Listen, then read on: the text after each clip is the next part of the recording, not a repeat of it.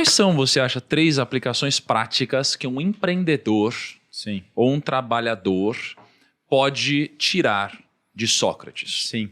Primeira coisa que eu colocaria é a seguinte. O sentido de vocação, né? Porque o Sócrates, o ponto de virada dele é o oráculo de Delfos. E existe uma busca existencial para ser literalmente o melhor naquilo. Esse melhor naquilo tem a ver com um chamado muito específico, mas eu percebo que para o empreendedor, quando ele não se contenta em ser mais um que está contribuindo, mas ele quer ser efetivamente chegar até o final naquilo que ele faz. Por exemplo, você vê lá um Elon Musk da vida, fala, cara, não me contento. Ele tem a visão, né? E aí depois ele trabalha para chegar na visão. E eu entendo que hoje, para o empreendedor, muitas vezes ele não pensa na vocação, ele não pensa no chamado que ele tem. E depois ele não bota todos os meses, ele não vai confrontar, ver o que tem de melhor na sociedade, como o Sócrates fez, achar tudo que tem de melhor até e só se conformar quando ele chegar no melhor em relação àquilo. Então, acho que o primeiro tema, uma primeira lição, é uma lição de vocação e de chegar até o final do seu chamado. Uma segunda lição é uma lição de virtudes, que essa é claríssima. Não existe empreendedorismo a longo prazo sem virtudes. Uhum. E eu sei que isso, a gente já brincou em outra lá. Pega o jovem, o Guilherme tá falando pro cara acordar cedo, trabalhar e não sei o que vai... Muitos empresários, e eles têm essa ilusão. O Brasil tem essa cultura às vezes também do quero me aposentar, quero deixar a coisa funcionar, não quero entrar na briga, quero pular fora. Não tem o ownership do negócio, o cara não segura na mão. E aqui eu coloco uma coisa. O que você quer para sua vida? Você quer ser o melhor que você pode ser? Ou você quer uma vida puramente de conforto? Se você quer ser o melhor que você pode ser, você não vai conseguir sem um grau de sacrifício diário. Independente de você ter vendido a sua empresa há 5 minutos atrás, você continua tendo que sacrificar. E você constrói um legado sacrificando. Então, o cultivo diário das virtudes é um modo como você se coloca num perpétuo modo de sacrifício e excelência. Então, essa já seria uma segunda lição. Ter um cultivo diário das virtudes. E, especificamente, isso vinculado à sabedoria, porque as pessoas tendem a separar a vida prática da vida contemplativa. É a tendência. Não, eu estudo. Não, eu tô cuidando do meu físico. Não, eu tô resolvendo meus negócios. Fala, cara, tem uma unidade de vida aqui, que é uma lição muito forte. Fala, cara, você tem que ser próspero nos seus negócios, cuidar do seu físico e estudar. Pô, mas aí meu dia é limitado. Pois é, aí você para de ficar no TikTok. Então.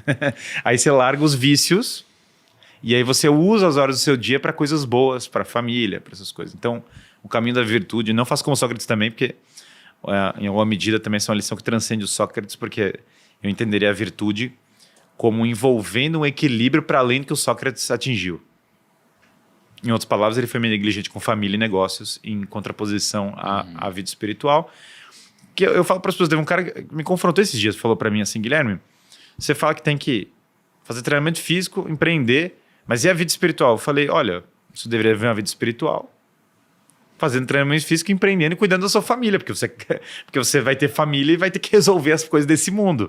Agora, se fosse um monge, essa preocupação, aí existe os monges trapistas, por exemplo, que aliás tem gente que tira lições dos negócios maravilhosos, os monges trapistas, tem um amigo meu que é viciado neles, mas que o chamado específico deles é um chamado muito específico, é uma vocação específica, belíssima, mas, cara, silêncio, outro planeta, outro negócio da vida diária. Então, diria até que as pessoas sigam a virtude do Sócrates, mas de uma maneira mais equilibrada do que o Sócrates em si viveu. Terceira lição que eu tiraria é a ideia de viver pensando na morte. E o que eu quero dizer com viver pensando na morte? Eu acho que isso vale demais para o empreendedor. Fala, se você morresse hoje, o que você realizou de tudo que você queria realizar? O que você realizou? O que você entregou? Você morreu agora, você morreu amanhã. Porque o Sócrates morreu pleno que, cara, eu cumpri minha missão, levei minha missão até o final. E o empreendedor, ele não pensa nisso. Hoje em dia, metade das empresas desabam na segunda geração. Começa a cair na segunda geração. O nosso sentido de transição para a próxima geração é mínimo. A gente não tem esse caráter pedagógico.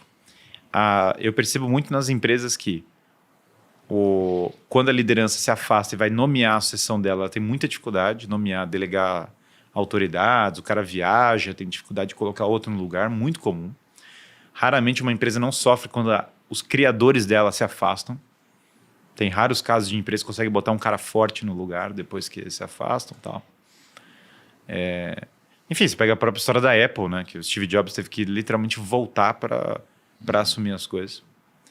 E raramente os herdeiros conseguem subir. Hoje em dia você tem muitos herdeiros também que estão afastados da coisa. O pai às vezes paga uma boa educação e fala, pô, tá resolvido a minha empresa. Daí o cara volta para a empresa, nunca trabalhou, não sabe o que tá fazendo. E aí ele fala, cara, agora você tem que carregar a caixa. Ou descobrir o problema das caixas sobrecarregadas e o cara não foi formado para isso. E aí eu entendo que esse é um problema que tem a ver com a morte mesmo. Por quê? As pessoas hoje têm medo da morte. A gente viveu aí anos que tá todo mundo com a maior preocupação. Vou morrer a qualquer momento. A morte virou uma preocupação. Só que as pessoas não estão preocupadas com a morte pensando num sentido transcendente. E aqui que o empresário tem que ter um grau de transcendência, de fé para fazer as coisas, não tem como ele fazer de outra maneira. Porque, cara, empreender no Brasil já é um heroísmo, entendeu? Já há um grau de heroísmo. Não é só no Brasil, em qualquer lugar do mundo tem um grau de heroísmo, de desafio. O Brasil até em alguns aspectos tem lados do Brasil que são melhores que outros países, depende da perspectiva. Tem outros países que, sei lá, tem uma crise demográfica tão grande que eu não sei quem o cara vai contratar.